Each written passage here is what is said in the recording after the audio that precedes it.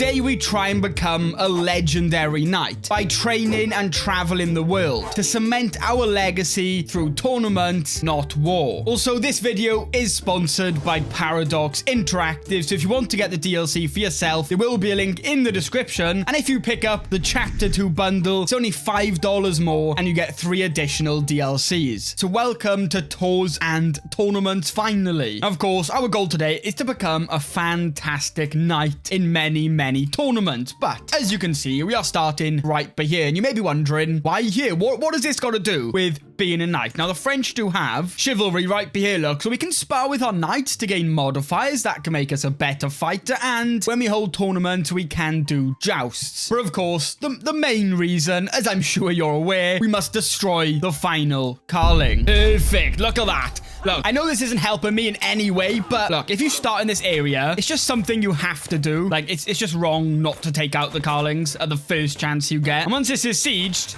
the main Carling dynasty has no land remaining. Now, our next plan, we are completely abandoning this area. Yes, we are going and taking over Flanders, because if you look at their capital, they have quite a few building slots, and if we want to be great at grand tournaments, we need to build a county that can support it. So we are going to take over the whole Duchy of Flanders, and what we can do is build things like blacksmiths. They help duels be cheaper by 50%. Stables can make jousts cheaper, and the best one, to be honest, is probably the barracks. This takes 10% off the entire cost, which is really good. And there's also the Royal Armory's Duchy building as well, which we can build over there, which will take even more off hosting your own grand tournaments. Now, to get that, we need to buy the Duchy claim, which is 500 piety, so we're gonna go on a pilgrimage. When we select it, we have a choice between a pious and a worldly. Of course, we are gonna go with a pious to get as much piety as we can. And you know what? We will travel to Kent. We'll go to Canterbury, so it's not too far away. And for Caravan Master, we only have a terrible one, so I probably won't. He's club-footed, that's taking 30 off his aptitude. Now, for danger, we're going through 3 high danger areas. The biggest problem being the sea. So what we can do, hire a mercenary guard, and just like that, 0 high danger locations, 5 medium. I'm okay with that. And for our intent, we can go with reflection if we want to lose some stress. Altruism can help with some piety or zealotry. We'll go with altruism. And for activity options, you can't change the first one, and the second one is basically how many people you want to bring with you. The more people you bring, the less piety you get. So we'll actually bring no one. We're going to go with 7 random other pilgrims. So let's just go for it. Now what we will do, we will travel there. A fresh start. Let's go. And when you're like out of your realm, you will enter into a regency just by default. So right now, our son and player is our regent. He is selfless. So pretty much he's going to do a good job, and he's not going to try and mess me over by stealing my money or anything. And honestly, while you're gone on like a short hunt or a short pilgrimage outside of your realm, there's not really enough time for the regent to swing the scales in their power much. So there's not really a worry of you entering into an entrenched regency and then getting overthrown or anything like that. Finally, we have arrived. So I have walked the holy path. We picked up the pilgrim trait, and there we go. We'll stay here now for 3 months, going through any events that happened. We'll try and make it as pious as we can. See if we can at least get to level 2, although I do doubt it, to be honest. Conclusion. Okay, so there we go. It has concluded, and we only got to level 1, sadly. So Kent, it has been an honor. We picked up 600 piety, 10 trait experience for the pilgrim trait, and now we have to travel home. And there we go. Finally, we did return home. And of course, our regency instantly ended as we're back now to take over full power. But what we can do now, we can buy a claim on the Duchy of Flanders for 500 piety. And we gained a lot of piety through all of that. Of course, one thing I still haven't done is we have 1 stack of armored footmen, and we can station it now. So we can see our 2 counties. The one in Rathel gives it 6.4 more damage and 4.4 more defense. So that is way better. As you can see, it's boosting it by 20% from the current stationed holdings. So that is just a nice way to instantly boost your men-at-arms. And right now, to start this next war, we actually need 200 prestige. And if we look in our capital, we have a game sighting. Increased success chance of bison hunts. So you know what? Let's go hunting for some bison. Now, you can do legendary ones if you have a legendary sighting. We don't. And of course, you can do falconry ones as well, but we want to try and hunt some bison. So we'll just do a normal hunt, and we don't need guards or anything. We're only traveling inside our own realm. We're pretty much safe. For recreation, we're going to do slay beast. We want to kill the thing ourselves, and I'm going to spend all the money that I can to increase success chance, right? And you can see we are inviting 17 people. Some of them will accept, some of them won't. And one thing we can do to increase our chance is get a master of the hunt. So we can appoint this guy, and I will slightly increase our success chance. Right now, it is 51% chance, which is pretty good. I'm happy with that. Hopefully, we can get it. So there we go. We want to hunt the bison. That is taking it up now to a 70% chance because it's adding plus 20 from the bison sighting. So yeah, having a sighting can really increase your success chance. What is this then? We have poachers here, illegal prey. So this guy is poaching inside my capital. They will hang and their villages will pay. So we gain more holding chances and slightly better hunt success chance in this county. You know what? Let's do that. 74% chance. Now, come on. We gotta get it. Right now, we are cornering the bison. So after it, we ride. You will attempt to corner the bison with a spear, but this method is more dangerous. You can ambush it with a bow. You know what? This gives us more success chance, but more likely to be an accident. We'll go with that. Come on. 80% chance. We gotta get it. Wait, an arrow slams into the dirt at my feet. I think someone just tried to kill me. It's probably you, isn't it? Yeah, this guy is definitely trying to kill me. Maya loop. There's no way it wasn't him. Wait, we failed? Wait, we can hardly keep up with the blasted beasts as it darts and weaves through the leafy bushes, bellowing wildly, scaling a rise and disappearing into the dense thicket. The bison is gone as quickly as it appeared. Damn, we actually failed on 80% chance. But we still gained 225 prestige. We gained some hunter venator experience. Okay, so you know what? Before we do the war though, we may as well create an accolade. And if you don't know, basically you can create Knight Accolades now. The person must have over 8 prowess, and then depending on the traits they have, they give you different bonuses. So if we see the guy we hate, he has a lot of things available to him based off of his traits. And Vanguard is fantastic for heavy infantry. So as you can see, at max level, it gives your heavy infantry 60% more damage and 30% more defense, which is actually really big. And max size of heavy infantry regiments plus 6. Now, this is at max level, so it's not too easy to get. And it makes heavy infantry 20% cheaper, so I like that one. And for his secondary, we'll go with Stalwart. At max level, you're gaining 50% more army toughness across the board. I like that. So create accolade. As you see, he starts off with 100 glory. That is rank 1. So right now we're getting the first bonus from our primary attribute. Now, it may be quite confusing, but basically, level 1, 3, and 5 of effects from your primary attribute, 2, 4, and 6 are from your secondary. Pretty confusing at first, I know, but trust me, it's not too bad. And down at the bottom, you can see their overall effects that they're giving me right now. So as he's only getting the first level of his primary attribute, getting plus 10% more damage and toughness, and 2 more heavy infantry regiments. So as you can see, their size now 1 out of 7. But now we have our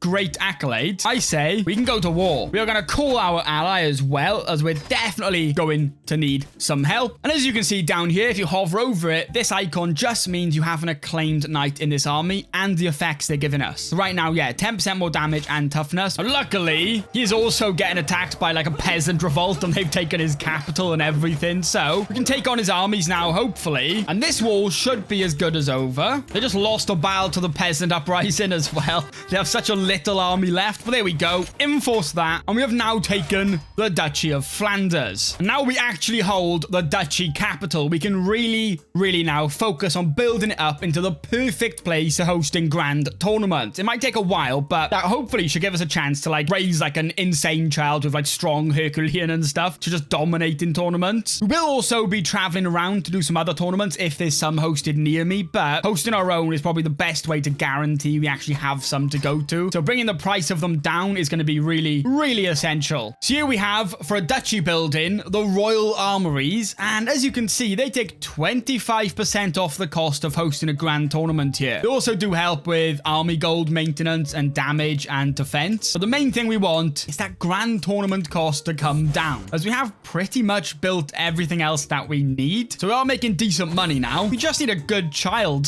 that has some good skills that can actually take over for us. But yeah, we're not getting any luck for that right now, which is great. Wait, what has happened? Somehow, the King of France is now Orthodox. What? And he's demanding my conversion. If I decline, yeah, I'm gonna decline that. Why are you now Orthodox? What has gone on? Unless he did it for a stress event. I was just demanding the entire kingdom go with him. Something just happened. The whole kingdom of France has just disappeared. It was destroyed. So, yeah, we are now independent, which is great. Not exactly what I had for my plans, but there we go. Hopefully it doesn't cause us too many problems. So there we go. After disinheriting the rest of our family, we are left with Erard, our primary heir, who has 19 prowess, which is not bad. And of course, he does come with Herculean, which is great. Then all we got to do is stress ourselves out so much we just die. Yes, that is how we're going to die. Stress. And hopefully this event, and we just got to go up one more level, and there we go. We are now deposed, passing the throne to our son. But as you can see, we have almost 8,000 gold because we built up our domain and then just didn't spend any money. And this character, we want to make him a great knight. So a chivalry focus will do great. And we're going to want to go down the gallant tree. Boost his prowess as much as possible. Wait, what just happened? So I was doing a feast just to bring my stress down because it was really high. And my father, this guy, just murdered my wife at my feast. Yeah, we will expose his secret. Why? What? Why did you do that? Imprison. Yeah, we're going to try and imprison him. He fled. Yep, he ran away. After all of that, just murdered our wife and literally just run away. What a great feast this has been. Did slightly help with our stress though, which is good. And this is perfect timing. So who is this then? This is the Duke of Angria. He's hosting his grand tournament. And we have to leave within 30 days to make it. So let's go. We'll make our way there and hopefully put our new skills to the test. We do have 31 prowess, which is pretty good. Hopefully it is enough to actually win. And on our travels, a daughter was born because yeah, my wife is with me with my entourage. But look at that. The qualification threshold is 10. We have 25. Straight off the bat, we instantly qualify because of our skills this time. So we don't really need to go to the tourney ground, I think. Let's take a look around the artisan quarters. You can get, yeah, some nice weapons that can boost your prowess. Oh, so what it's doing is it's sharpening my spear and it will give it +8 prowess for 20 gold and it'll last until the end of the tournament. Let's do that. Our prowess should go up to 39. Look at that. But come on, we can at least win the duel, please. But it has begun. Let's go. Sabotage. Do we want to sabotage? No, we'll take the stress. We don't want to sabotage because it can get you kicked out of the tournament. And hopefully our skills are enough to win. So at the bottom, you can see our progress to victory is 44%. And we're actually the fourth favorite to win. So we're not even the favorite to win. Oh no, our progress to victory just went down to 20%. Now our best chance is just going to be the prowess challenges every time because a new edition of this DLC thing is also new challenges that combine two skills, which wasn't a thing before. So even like good martial characters or good diplomacy characters have a chance in these. But come on then. Let us fight. That is our best chance in this. Just straight up fighting. We're now second favorite to win though. We won our first duel. That was against Prince Ludwig. Right now, in the semi-finals, we are fighting a guy with some pretty fancy armor. We look a bit stupid in this armor, I will be honest. But let's see. Let's go through this and see what we can do. Yeah, this is going to be our best option. Come on, let us fight. And there we go. We've also now beat our next rival. And now we are in the final. We are now the favorite to win. We are against Robert. He has no land, but he does have 22 prowess and some pretty nice stats. Come on, let's go. Duel final. Death from above. So we were just having a normal duel and Robert's sword cartwheels off through the air, landing to both of our horror amongst the crowd. A shrill cry pierces the air as we both hurry over to see. Now this guy is King Eric's spymaster on his knees with the sword directly into his arm. But you know what? No time to lose. Let's keep going. Let's keep fighting. And I think we have won. I think our prowess just carried us through everybody. Here we go. Victory. So we actually won our first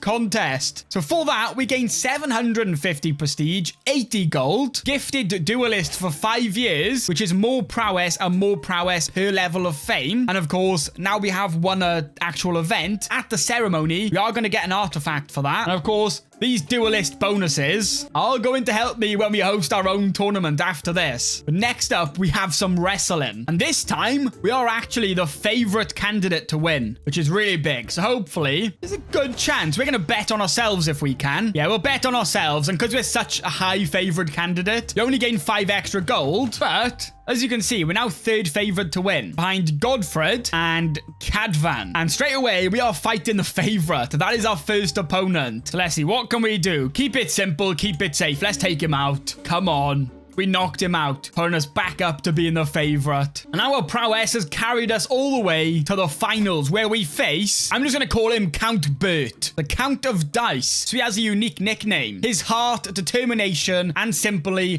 phenomenal luck seem to be able to carry him through any game of chance. Well, this is not good for us. Hopefully, our prowess can make it not a game of chance. I think our prowess is just too OP. Like, we are just too good right now. We are just winning everything.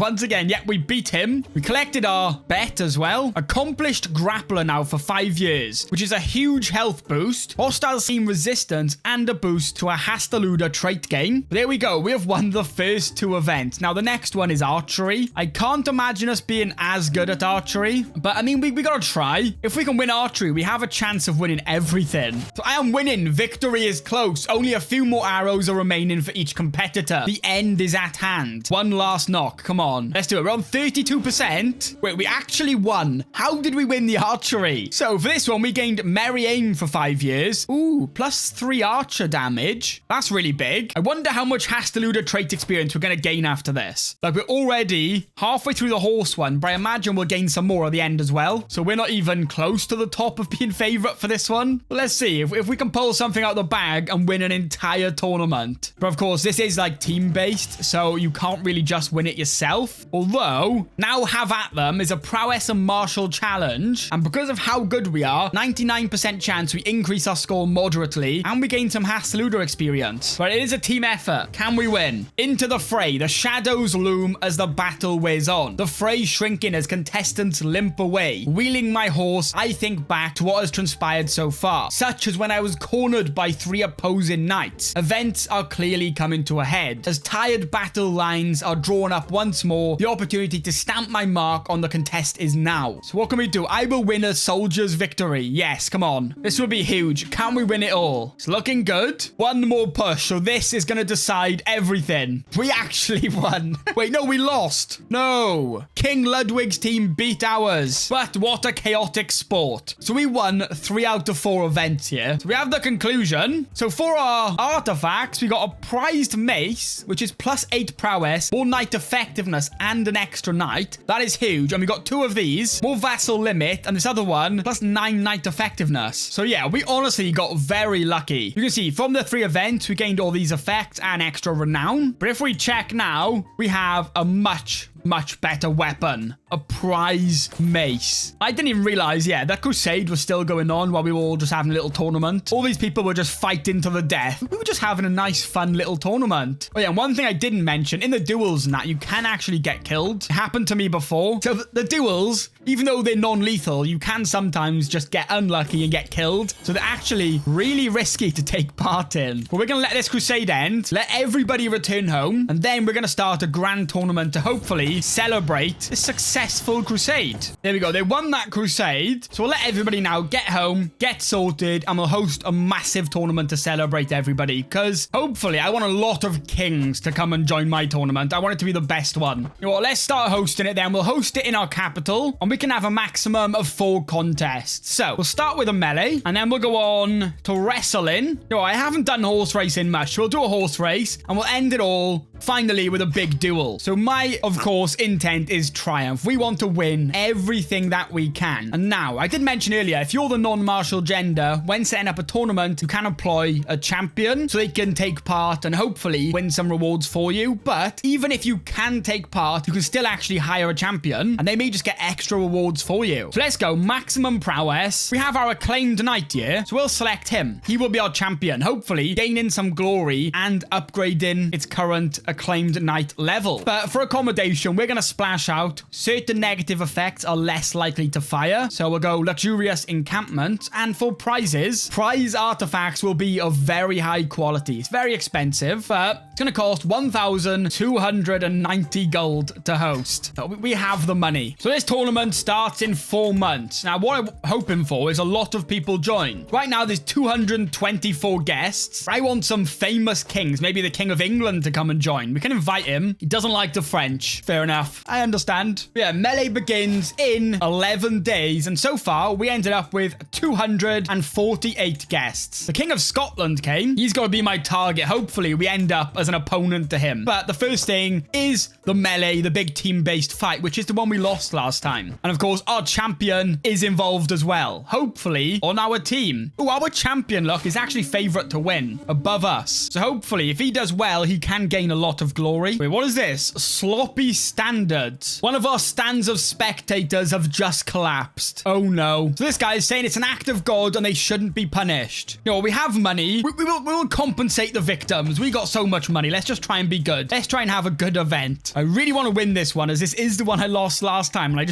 we need to win it at least once. But we have the high ground. Look at us coming in on a horse with our big joust. So I curb my horse after a pass at an opponent and head back into the fray. As I approach, I see a figure topple from their mount, blindsided by a blow from an opponent behind them. Seemingly unhurt, William looks around wildly for his mount, but it's long gone, spooked by the noise. I draw closer still, fixated on his plight, seated atop my charger. He looks so small, so defenseless. It wouldn't be honorable, so an onlooker would say, but there is precious little honor in the fray. So yeah, he's off his horse and we could take him out. Yeah, we are going to try and wound him, or we can actually get off our horse and fight him. You know what? I like that, because we have a 99% chance we beat him on foot and we prevailed in the duel. Look at that move. We jumped off the horse just to battle him on foot. Come on, let's win this one, please. One more push. Can we do it this time? Wait, so this guy won that one then? So no, we didn't win the tournament. That is pretty sad. But we have wrestling next. If we can win the next 3, you know what? That's a success still. Oh, this is interesting. So our first opponent is our acclaimed knight. That is who we're fighting first. Can we defeat him? Let's see. Our chances are not so great. We may actually get knocked out by our knight. Come on, let's see. Keep it simple. Keep it safe. Let's take him out. It's got to be done. There we go. We knocked out our very own knight in the first round. And now we enter into the finals. And yeah, for some reason, random unlanded people always do amazing in wrestling. Like, they always do amazing in wrestling. So this time we're fighting Dago. Come on, I can do it. We can defeat him. He's just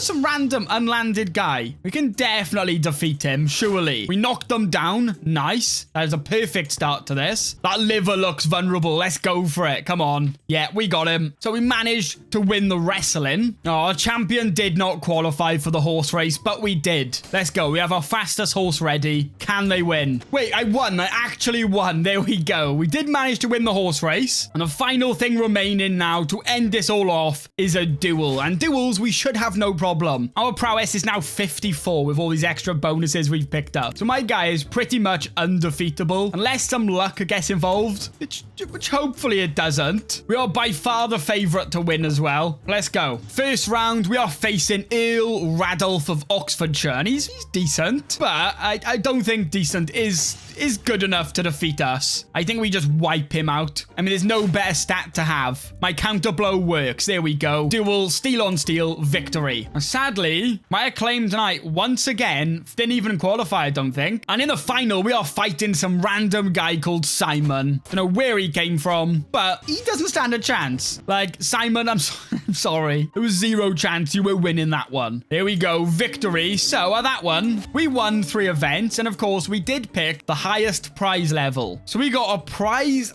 trinket, more knight effectiveness again, a prize ring with a variety of bonuses, and a prize necklace, another 12% knight effectiveness. So as you can see, we have boosted our knight effectiveness quite a lot, and our Knight Accolade has leveled up to rank 3. So right now, we are getting some big bonuses to our heavy infantry damage and toughness. Yeah, today I just wanted to have a little mess around with the tournament, set up some pretty good tournaments and show you how you can bring the cost down quite a lot. But I have got some other pretty cool video ideas for this DLC planned throughout the week. So if you do want to see those, make sure you are subscribed. But thank you all so much for watching. Hopefully you did enjoy. I'm going to end the video with a massive thank you to all the channel members. We have Intermio1, Toxic Flame, Caesar, Mr. Diesel, and Zehamas. But yeah, thank you all so much for watching, and hopefully I'll see you in the next one.